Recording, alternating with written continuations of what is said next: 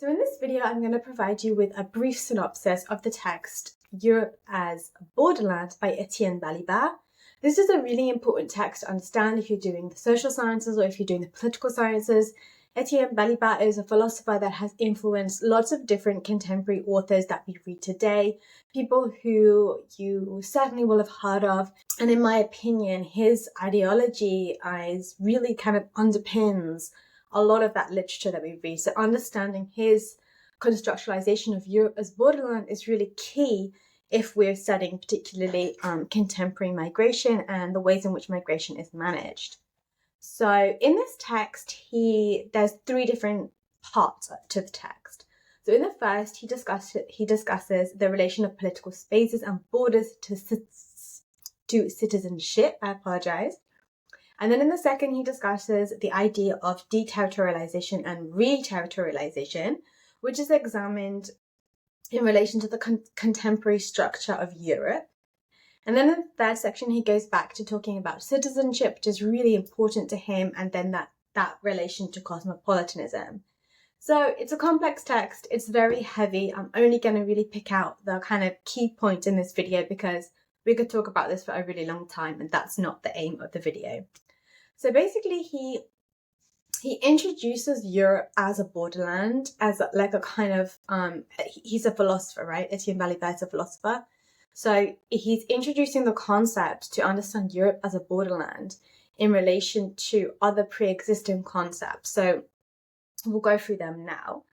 As I said, he starts by just deconstructing citizenship, going back to kind of the general assumptions in which human rights are territorial, right? So the rights that we have are linked to the space that we live in, which is very significant in relation to migration law. So in his text, Europe as Borderland, Balibar uses the concept of a borderland a little bit differently to other authors that you may have read. So for example, if you've read Andalusia, she focuses really on the geographical space in which Mexico and the US meet, and then what is created by that interaction of space. That isn't actually what we're talking about when Balibar refers to Europe as borderland.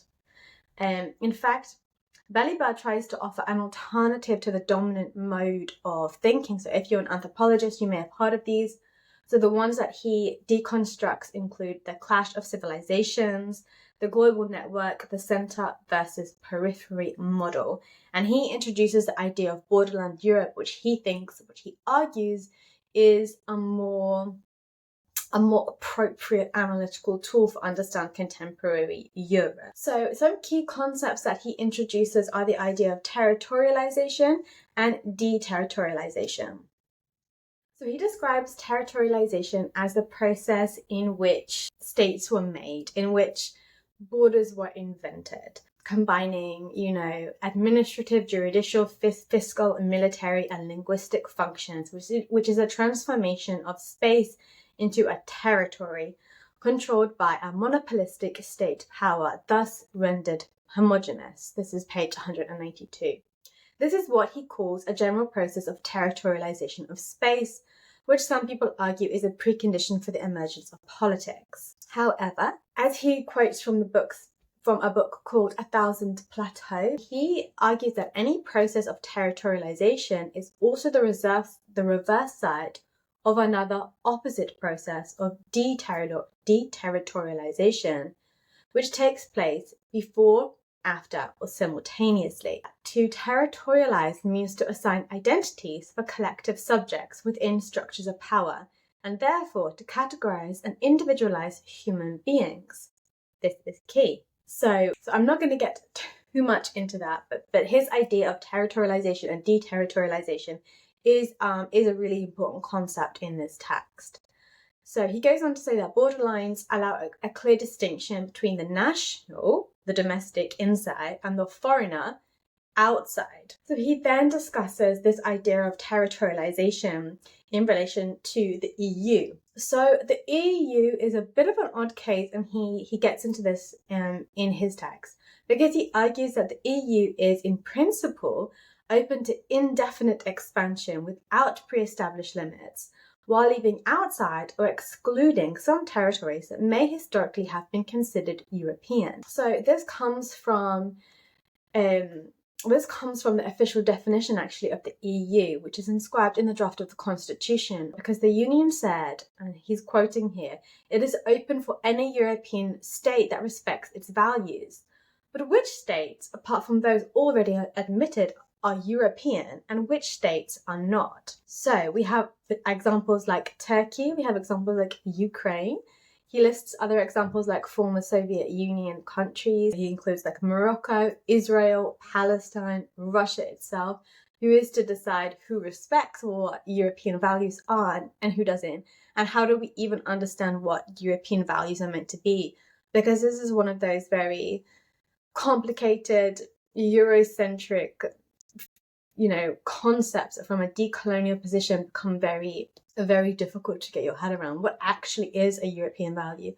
Well, the Europeans themselves may talk about democracy, freedom, human rights, etc. But actually the history of Europe is very much fascist and very much colonial and very much exploitative and very much racist. So it becomes a little bit complicated. So he argues that the very way in which Europe constitutes itself is by projecting its borders outside of Europe. So this is one of the key takeaways from this, is that Europe projects its borders externally.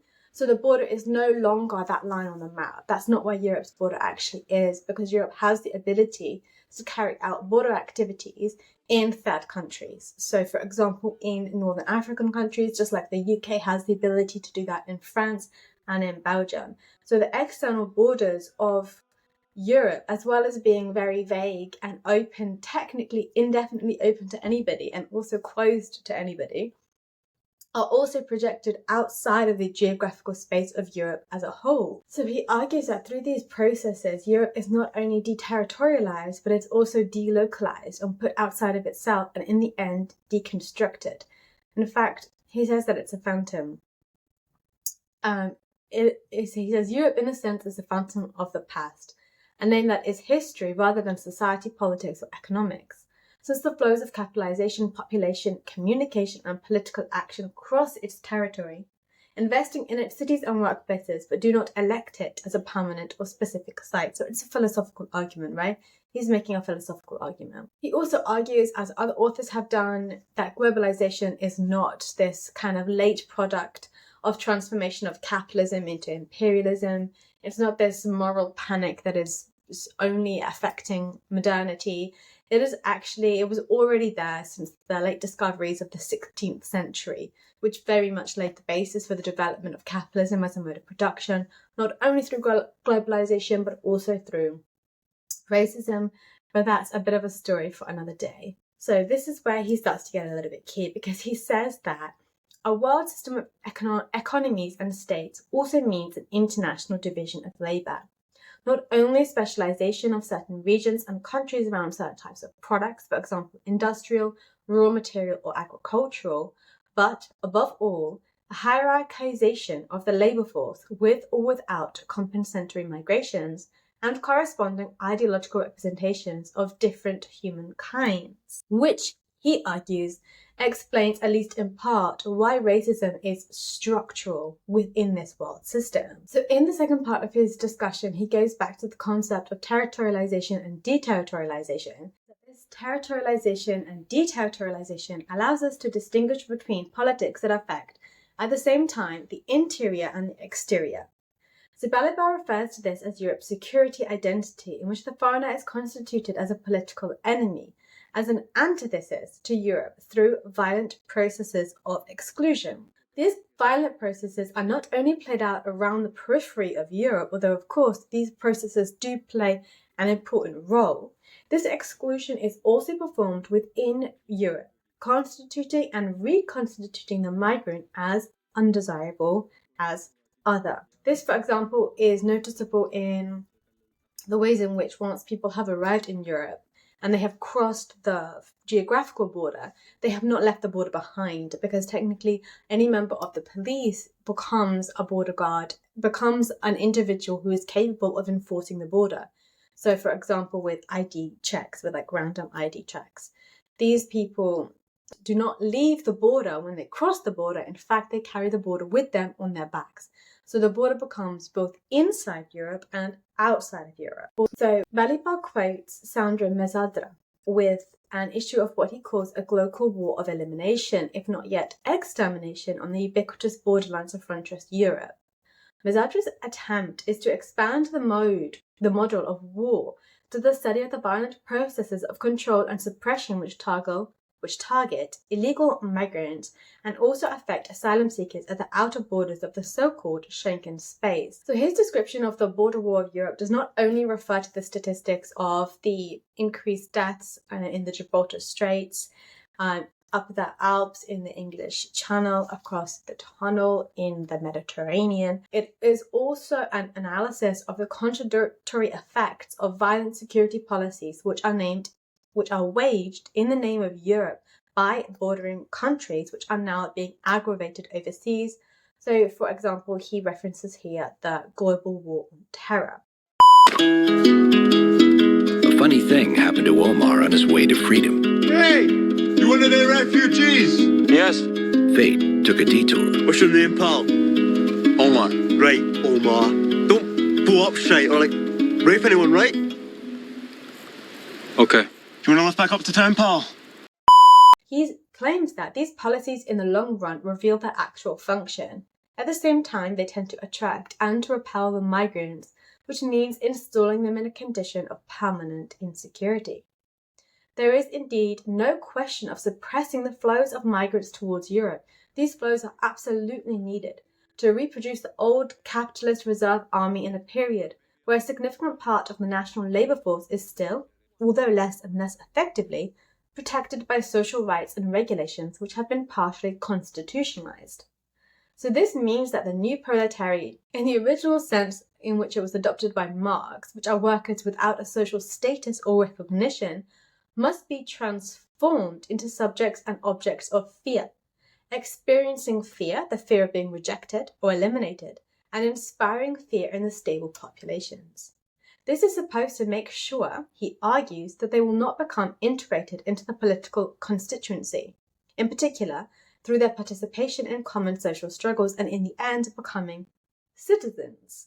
Key, citizenship. So this is a really key point that this is a really key takeaway from the text. In fact, it's how he highlights the relationship between borders and the securitization of migration and the construction of a working class, but a working class who are not united, who are not connected, who do not strive together for labour rights like that kind of traditional working class do.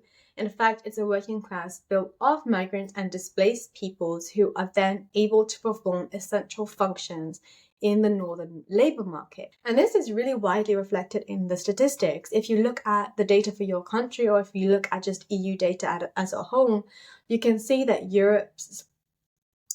in the European labour market, migrants are particularly overrepresented in some of what they call the 3D jobs.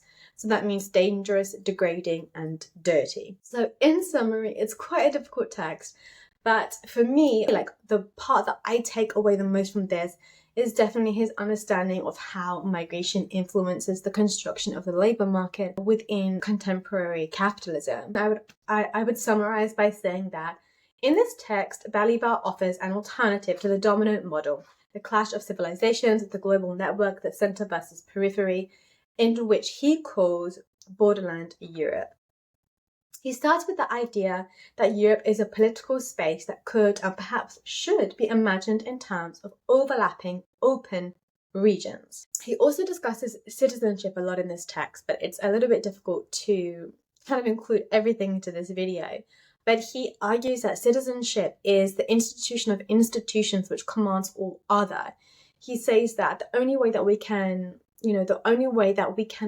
enable people to join our group, to join the nation, is by giving out or enabling people to access citizenship. So he argues that Europe as a borderland is not a solution or a prospect. It is rather, indeed, a fact. Or it is a name for the accumulation of facts and problems that call for choices. He argues that the choices are first of all to deny them or to acknowledge them.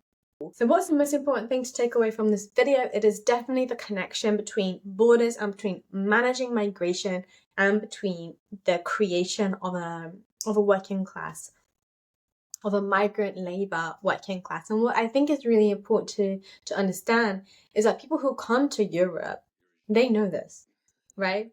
We don't necessarily need to read Balibar, we don't need to read De Genova, we don't need to read Migration Inc. We don't need to read these white theorists to understand what people who have gone through this journey and who have been through subtle mechanisms of inclusion and exclusion obliged to take on roles in the labour market that do not fit their skills or that are the unwanted jobs of the local population. This is a really important topic for me, and I'm going to make more videos about this because I do want more people to understand the connection between the border and labour. It's a little bit, I don't know, maybe it seems a little bit like it's a bit tricky to get your head around, or like maybe it seems a little bit far-fetched or something, but actually it is really, really important. And I think that, yeah, I just wanted to kind of share that information with you so now you have a little bit of a summary. Obviously, this is only some of the key points from the text, Europe as Borderland. It's like 24 pages long, and I'm just kind of taking out the key points that I think that you should that you should understand. So thank you very much for watching.